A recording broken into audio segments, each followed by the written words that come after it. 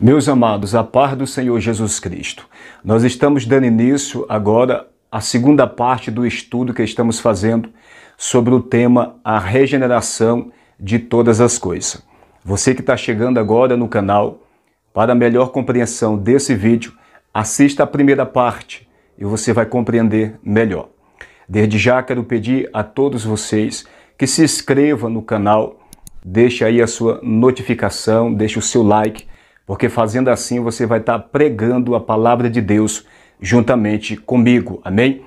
E assista esse vídeo até o final, porque eu creio que Deus vai falar conosco através da sua poderosa palavra. Sem mais delongas, vamos fazer já uma breve oração para nós entrar na palavra de Deus, amém? Senhor nosso Deus e Pai, nesse momento eu venho apresentar nas tuas mãos, Senhor, a minha vida, como a vida de todos aqueles que assistem esse vídeo neste momento.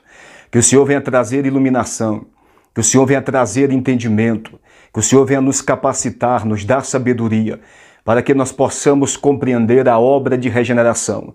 Tudo aquilo que o Senhor está fazendo desde a criação do mundo, Senhor, para regenerar todas as coisas, Senhor. E assim Cristo reinar sobre esta terra, meu Deus, para a glória do Teu nome.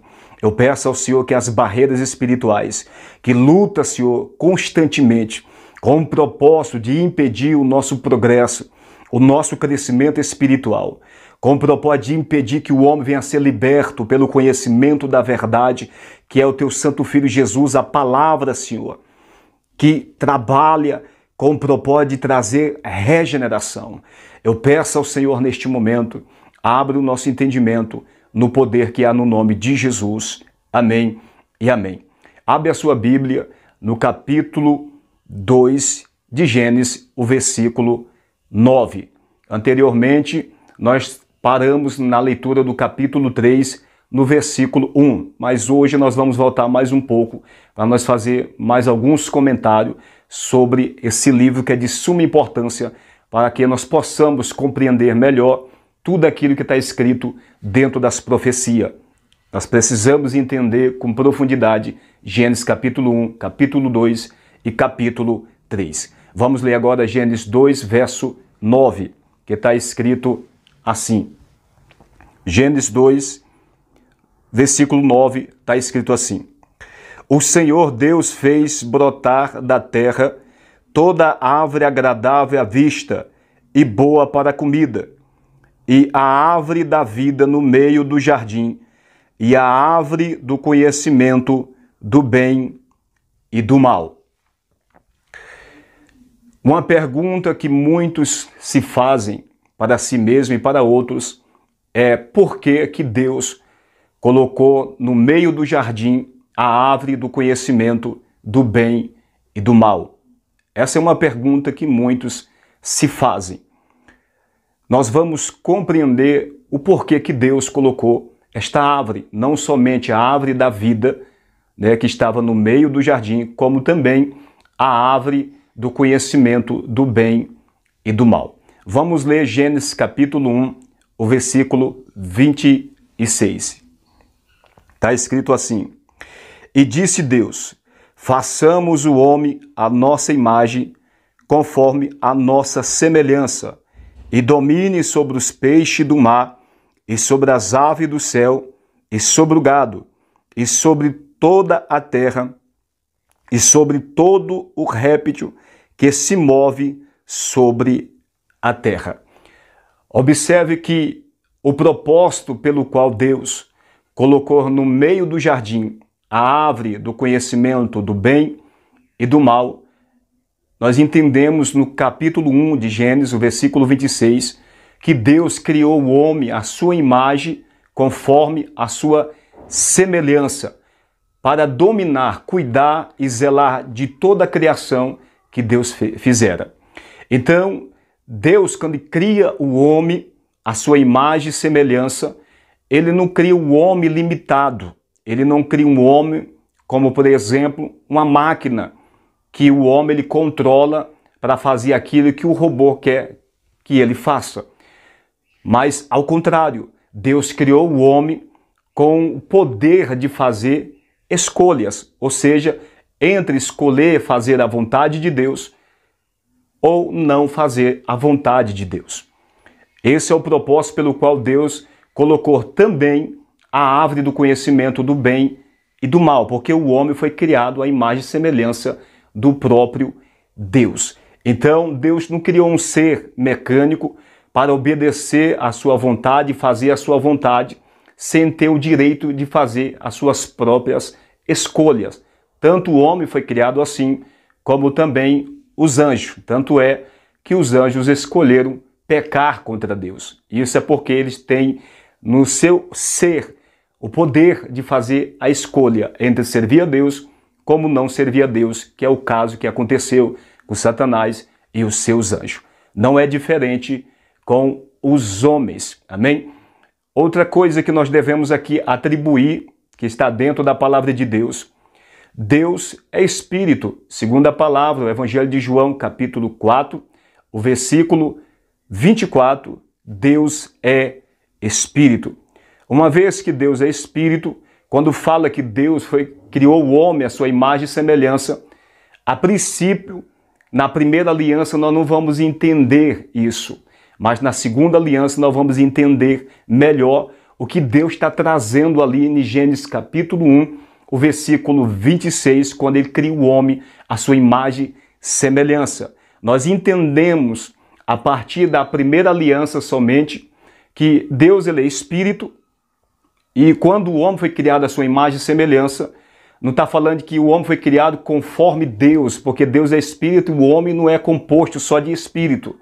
O homem ele é Espírito, alma e corpo, uma matéria física pertencente a esse plano físico. Então está falando de atributos. Deus ele ama, conforme o Evangelho de João capítulo 3, o versículo 16, porque Deus amou o mundo de tal maneira que deu seu Filho unigênito, para que todo aquele que nele crer não pereça, mas tenha a vida eterna. Na primeira epístola de João, o capítulo 4, o versículo 11, se Deus assim nos amou, devemos também amar uns aos outros. Ou seja, o homem tem os atributos de Deus. Deus criou o homem à sua imagem e semelhança. Sendo assim, nós seres humanos temos atributo semelhante, igual ao do Senhor. Deus ama, nós também amamos. E no livro de Salmos, livro de Salmos 7, o verso 11, fala que Deus se ira todos os dias. Em Efésios 4, versículo 26, fala para o homem não se irar, não irai-vos, não pequeis. Então, Deus se ira, o homem também se ira. A Bíblia nos ensina ainda, no capítulo 6, o versículo 36 de Lucas, para nós sermos misericordiosos, como Deus também é misericordioso. Ou seja, Deus nos criou à sua imagem e semelhança. Significa que nós temos atributos semelhantes, os de Deus, iguais ao do Senhor. Logicamente que infinitamente menor, mas temos atributo de Deus.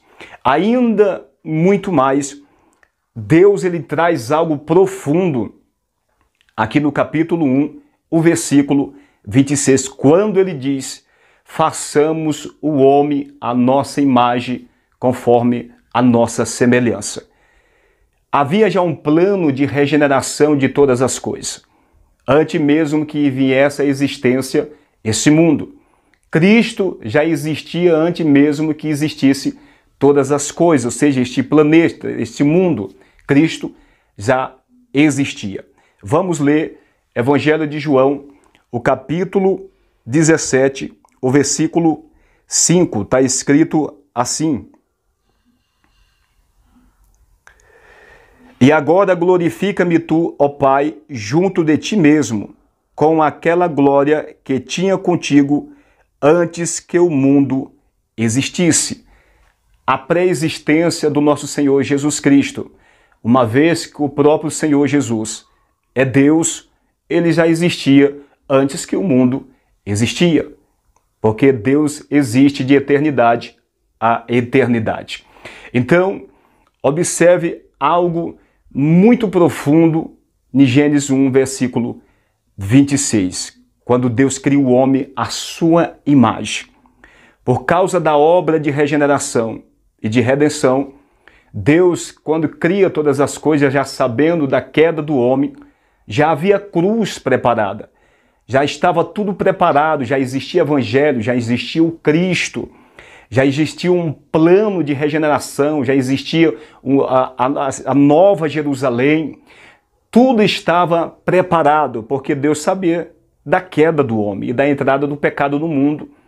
E então Deus já estava preparado para tudo isso. Vamos ler ainda na primeira epístola de Pedro, primeira epístola de Pedro, capítulo 1, o versículo 18, 19, mas aonde eu quero chegar no verso 20. Está escrito assim, verso 18. Sabendo que não foi com coisas corruptíveis, como prata ou ouro, que fostes resgatado da vossa vã maneira de viver, que por tradições recebeste dos vossos pais. Verso 19.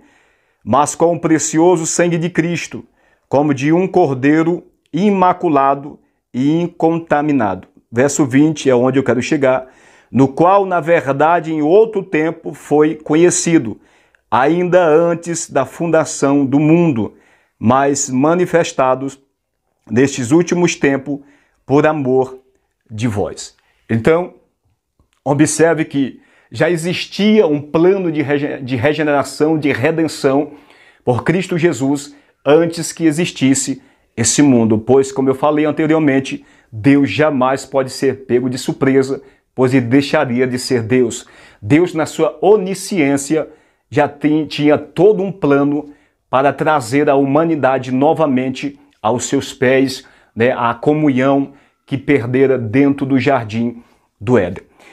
Então, quando Deus fala, façamos o homem à nossa imagem, semelhança, Deus está trazendo também uma revelação profunda ali no verso 26.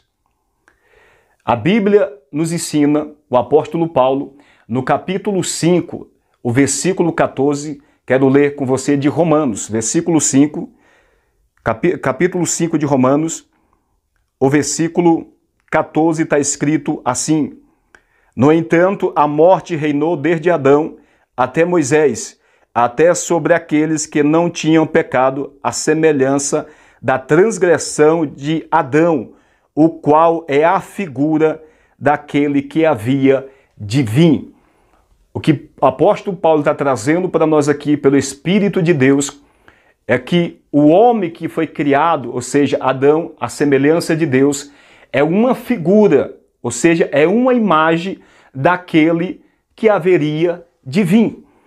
Então, Deus, quando fala, façamos o homem a nossa imagem, conforme a nossa semelhança, em Gênesis 1, 26, Deus está profetizando ali a sua própria vinda na pessoa de Jesus Cristo como o segundo ou o último Adão.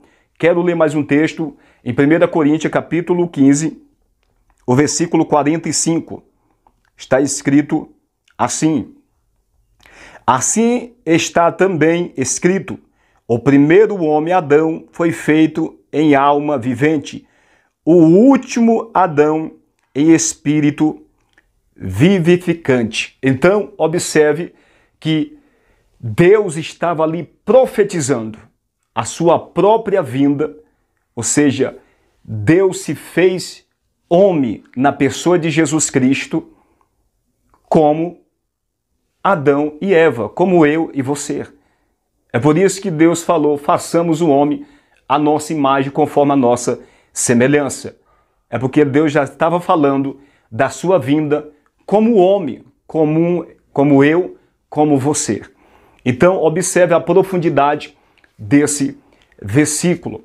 Aquilo que o primeiro Adão não conseguiu fazer por causa da desobediência vai ser concretizado através do último Adão, que é o nosso Senhor e Salvador Jesus Cristo, ou seja, o próprio Deus se fez homem na pessoa de Jesus Cristo. Quero ler ainda capítulo 1 de Mateus, o versículo 23, que está escrito assim: Eis que a virgem conceberá e dará à luz um filho, e chamá-lo-ão pelo nome de Emanuel, que traduzido é Deus conosco.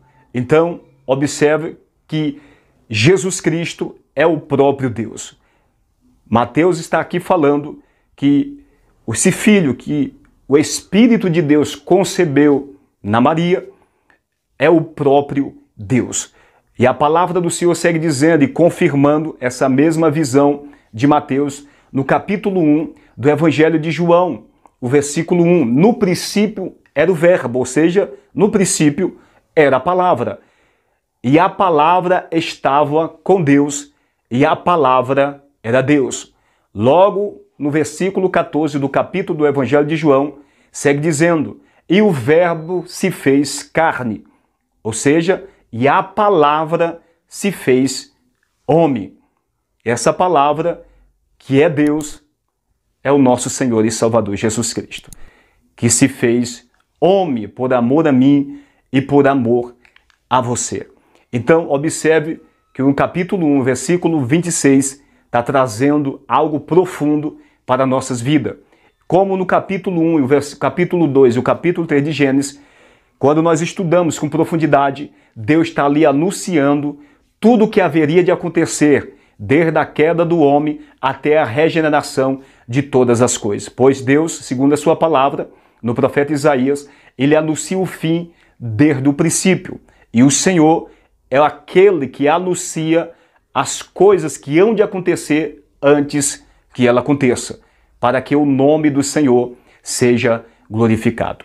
Assista a terceira parte desse estudo sobre o tema a regeneração de todas as coisas, que eu creio que Deus vai continuar falando conosco para a glória do seu nome. Amém? Que Deus vos abençoe grandemente.